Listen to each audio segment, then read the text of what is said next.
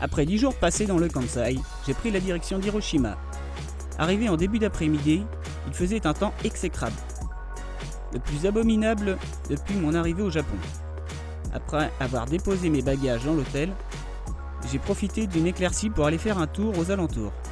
Ma route m'a mené aux alentours du musée d'art contemporain.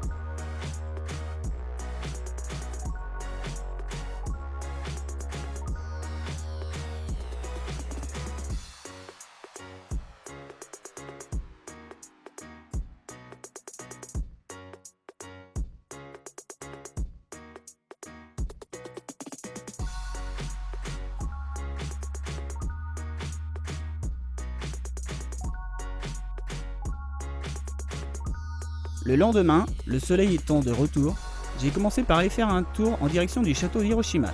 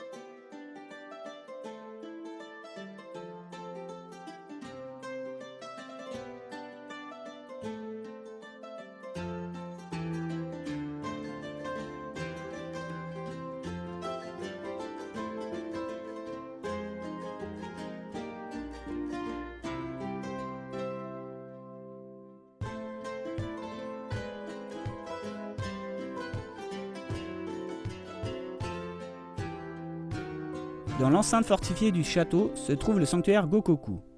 Le sanctuaire original a été construit en 1868 à Futa-Banosato pour honorer les victimes de la guerre Boshin.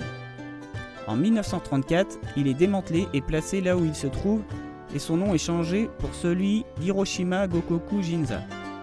Anéanti le 6 août 1945 par la bombe atomique, il est reconstruit en 1965 avec l'aide financière des habitants d'Hiroshima. Le château d'Hiroshima, parfois appelé château de la Carpe, a été construit en 1590. Il fut entièrement détruit en 1945 par la bombe atomique et reconstruit en 1958. Il sert de musée d'histoire d'Hiroshima avant la guerre mondiale.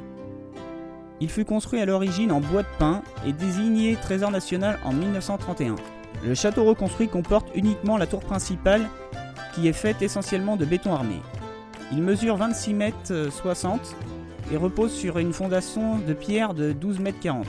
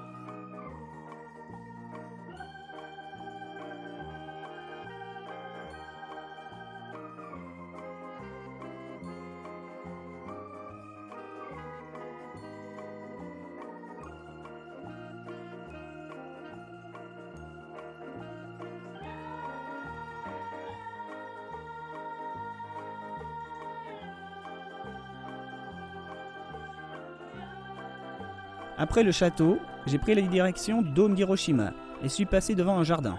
J'ai donc tout naturellement été y jeter un œil. Malheureusement, je n'ai trouvé aucune info sur lui.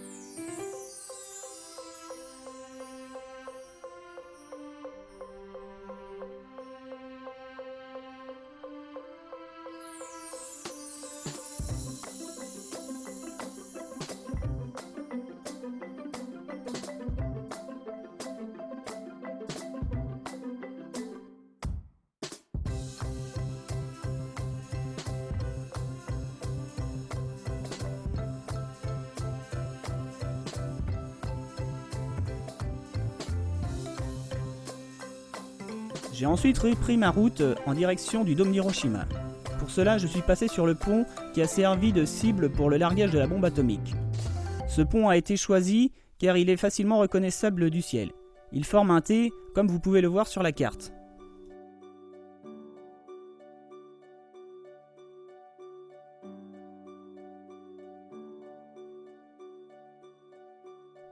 Le 6 août 1945, à 8h16 et 2 secondes, après une chute libre de 43 secondes, Little Boy, le nom donné à la bombe atomique, explosa à 580 mètres d'altitude au-dessus de la ville d'Hiroshima. L'explosion détruisa tout sur un rayon de 12 km et tua des dizaines de milliers de personnes. Le dôme d'Hiroshima, qui se trouve à côté du pont, est le bâtiment le plus près de l'explosion à être resté debout. Le saviez-vous, le largage des bombes atomiques sur le Japon aurait pu être évité, mais par une mauvaise interprétation des demandes de reddition formulées par les Américains, le gouvernement japonais a refusé les redditions. Quelques jours avant le largage, le gouvernement américain avait diminué les clauses de reddition pensant qu'elles étaient trop élevées. Le gouvernement japonais a pensé que les Américains étaient aux abois et qu'à la longue, les Américains perdraient la guerre. Certains membres du gouvernement américain et scientifiques étaient bien contents du refus, car cela leur a permis de tester leurs bombes en conditions réelles et de voir les effets de la radiation sur la population. Mais je ne pense pas qu'ils s'attendaient à de si abominables et longs effets. Outre les effets dévastateurs de la bombe, cela a provoqué d'innombrables cancers et des malformations sur les enfants de personnes exposées à la bombe.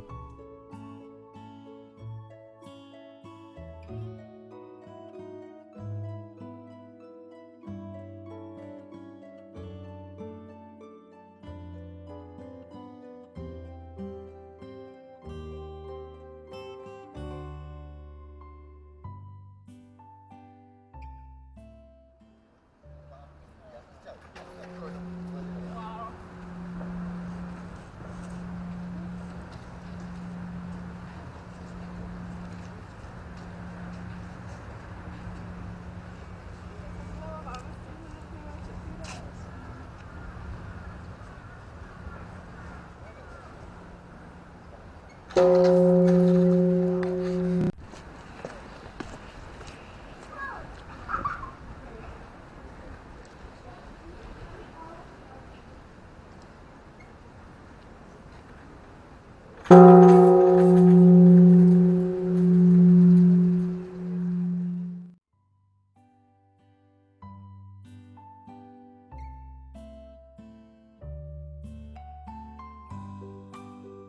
le parc se trouve le monument des enfants pour la paix en hommage à Sadako Sasaki. En 1955, alors âgée de 11 ans, elle développa une leucémie. Elle décida de réaliser 1000 grues en origami. Au Japon, il y a une croyance qui dit que si on réalise 1000 grues en papier, les vœux de la personne se réalisent. Sadako décida de le faire pour être guérie. Malheureusement pour elle, elle mourut avant d'atteindre les 1000. Depuis ce jour, les écoliers japonais viennent déposer des grues ici pour lui rendre hommage.